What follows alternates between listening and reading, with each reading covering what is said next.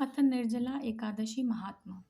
श्री भीमसेन बोले, हे पितामह, भ्राता युधिष्ठिर, माता कुंती, द्रौपदी, अर्जुन, नकुल और सहदेव आदि एकादशी के व्रत का पालन करते हैं, दान करते हैं और मुझसे एकादशी के दिन अन्न खाने को मना करते हैं।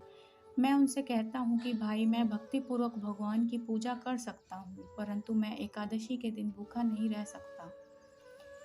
इस पर व्यास जी बोले, हे भीमसेन, यदि तुम नरक को बुरा और स्वर्ग को अच्छा समझते हो तो प्रत्येक माह की दोनों एकादशियों को अन्न न खाया करो।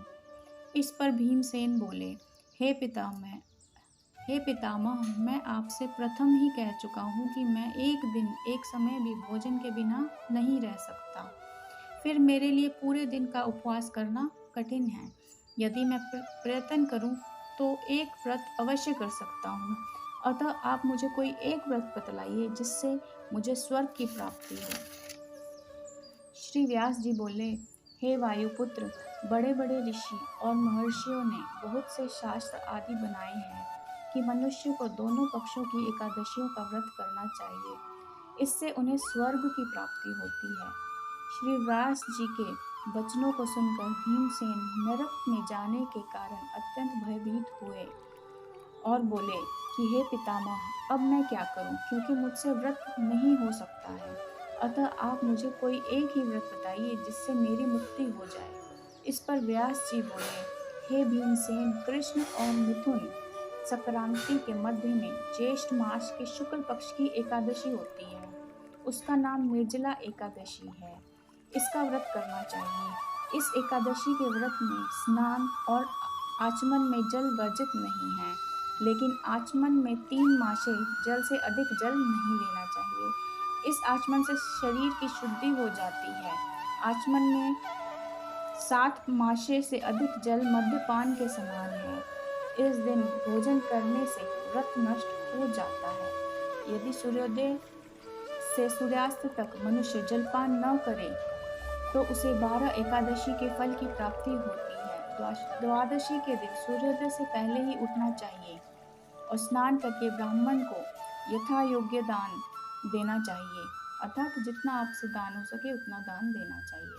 इसके पश्चात भूखे ब्राह्मण को भोजन कराना चाहिए, तत्पश्चात स्वयं भोजन करना चाहिए।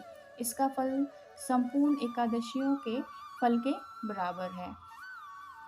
हे भीमसेन, स्वयं भगवान ने मुझसे कहा था कि इस एकादशी का पुण्य समस्त तीर्थों और दानों में पुण्य के बराबर है।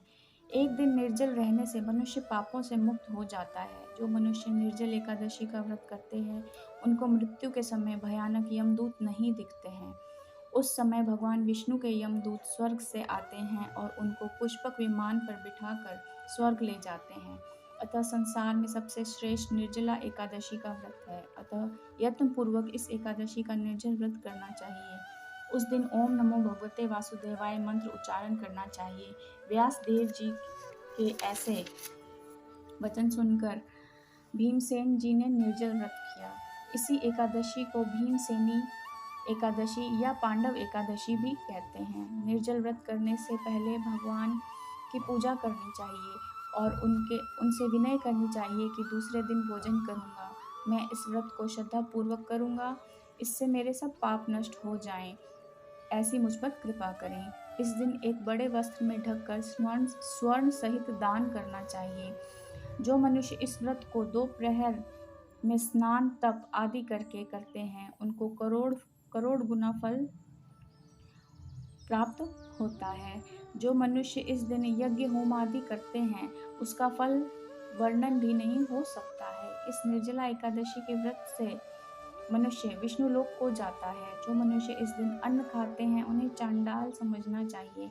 वे अंत में नरक में जाते हैं। ब्रह्म हत्यारे, मद्यपान करने वाले, चोरी करने वाले, गुरु से द्वेष करने वाले, असत्य बोलने वाले इस व्रत को करने से स्वर्ग को जाते हैं। हे कुंती पुत्र, जो पुरुष या स्त्री इस व्रत को श्रद्धापूर्वक करते हैं उनका निम्नलिखित कर्तव्य है। उन्हें सर्वप्रथम भगवान विष्णु की पूजा करनी चाहिए, तत्पश्चात गौ का दान करना चाहिए। उस दिन ब्राह्मणों को दक्षिणा, मिष्ठान आदि देना चाहिए। निर्जला के दिन अन्न, वस्त्र, छत्र, उपाहना आदि का दान करना चाहिए। जो मनुष्य इस कथा को प्रेम पूर्वक, भक्ति पूर्वक पढ़ते हैं अथवा सुनते हैं, उनको स्वर्ग लोक की प्राप्ति होती है, उनके सभी पाप नष्ट होते हैं। सभी मिलकर बोलिए ओम नमो भगवते वासुदेवाय।